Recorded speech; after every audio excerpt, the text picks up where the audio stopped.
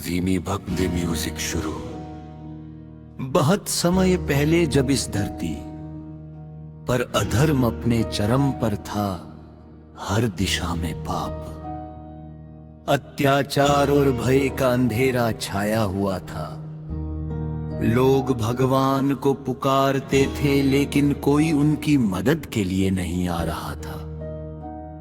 उसी समय एक भयंकर असुर था जिसका नाम था महासुर कालकेतु। उसकी शक्ति इतनी प्रचंड थी कि देवता भी उससे भयभीत हो गए थे। उसने कठोर तपस्या करके ऐसा वरदान प्राप्त किया था कि उसे कोई देवता या मनुष्य नहीं मार सकता। अब कालकेतु ने तीनों लोकों में अत्याचार फैलाना शुरू कर दिया। धरती, आकाश और पाताल उसकी क्रूरता से कांपने लगे। मंदिर सूने हो गए, भक्ति काम होने लगी और हर ओर दुख और निराशा फैल गई। लोग रो रो कर भगवान से प्रार्थना करने लगे कि कोई उन्हें इस संकट से बचाए। तब सभी देवता मिलकर ब्रह्मा, विष्णु और महेश के पास पहुंचे और विनती करने लगे, हे प्रभु, इस संसार को बचाने का अब एक ही उपाय है, आदि शक्ति का अवतार। तभी तीनों देवों की शक्तियां मिलकर एक दिव्य प्रकाश में परिवर्तित हो गई और उस तेजस्वी प्रकाश से प्रकट हुई मां दुर्गा।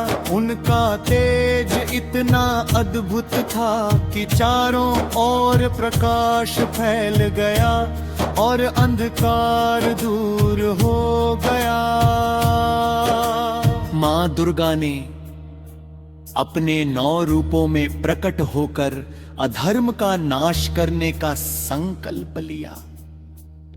उसी क्षण कालकेतु को चुनौती दी गई और भयंकर युद्ध प्रारंभ हुआ।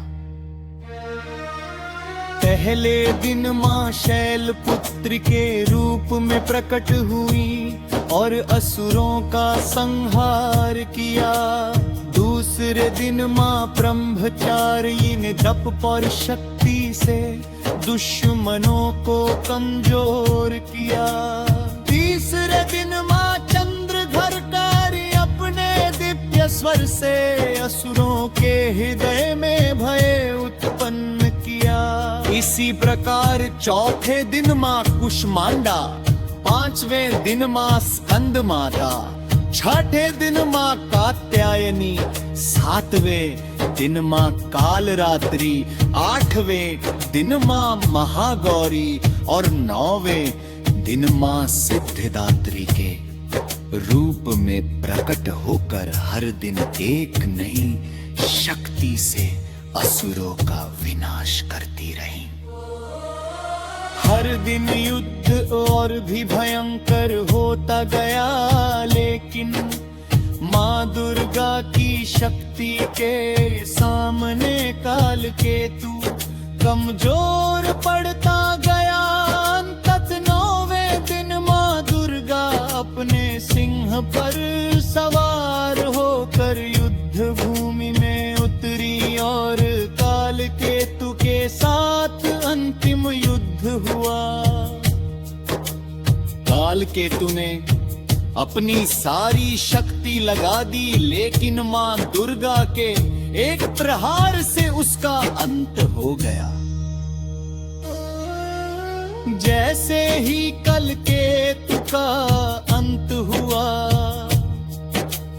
पूरे ब्रह्मांड में खुशियों की लहर दौड़ गई।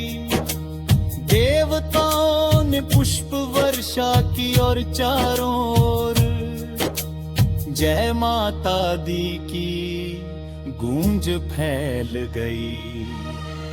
धरती पर फिर से शांति और भक्ति लौट आई। तभी से चैत्र महीने में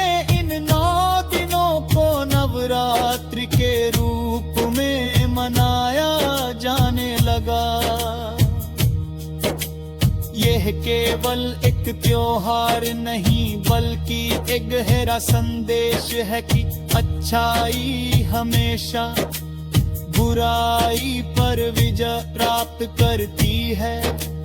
भक्ति और विश्वास से हर संकट दूर हो सकता है और माँ दुर्गा हमेशा अपने भक्तों की रक्षा करती है। अगर आप सच्चे भक्त हैं तो इस नवरात्रि में पूरे मन से माँ दुर्गा की पूजा करें, उनके 9 रूपों को याद करें और अपने जीवन से हर बुराई को समाप्त करें। माँ दुर्गा आपकी हर मनोकामना अवश्य पूरी करेंगी। अगर आपको ये कथा पसंद आई तो वीडियो को लाइक करें, चैनल को सब्सक्राइब करें और कमेंट में लिखें जय माता दी।